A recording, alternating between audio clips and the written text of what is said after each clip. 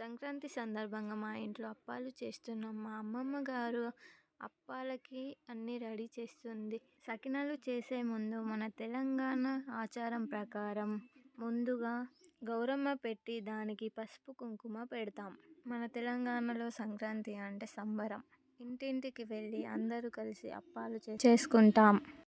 అమ్మమ్మ నేను కలిసి సకినాలు చుట్టడం ప్రారంభించాం. కాసేపు అయ్యాక చిన్నత్తయ్య వచ్చారు. అత్తయ్య నేను కలిసి సకినాలు చుట్టాం. తర్వాత మా ఫ్రెండ్స్ వచ్చారు. అందరూ కలిసి సకినాలను చుట్టేసాం. మా చిన్న సకినాలను కాలవడానికి ప్రిపేర్ చేస్తున్నాడు. ఆయిల్ వేడయ్యాక కొన్ని సకినాలను తెచ్చి కాలవడం స్టార్ట్ చేసాం. కాసేపు అమ్మమ్మ కాసేపు చిన్న కలిసి సకినాలను కాల్చారు. తరువాత నేను మా చిన్నత్తయ్య కలిసి గారెల పిండికి ప్రిపేర్ చేసాం. మా అమ్మమ్మ ముద్దలు చేసుకుంటుంటే నేను మా అత్తయ్య కలిసి గారెలు చేస్తూ ఉంటే బ్యాక్ పెయిన్ స్టార్ట్ అయింది.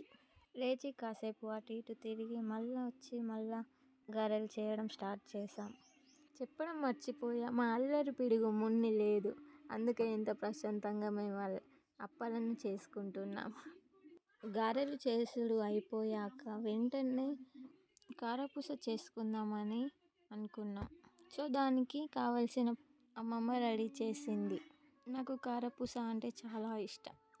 అది కూడా సన్నం కారపూస. అమ్మమ్మ స్టార్ట్ చేసింది పోయడం.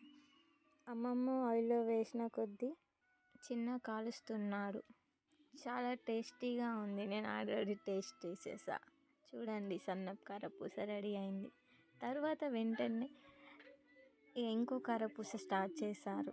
అది కూడా ఇలానే చేయడం, అంతేగాని టేస్ట్ బాగుంటుంది. ఇది కూడా అంతే, సేమ్ టేస్ట్. ఇది కూడా అయిపోయింది.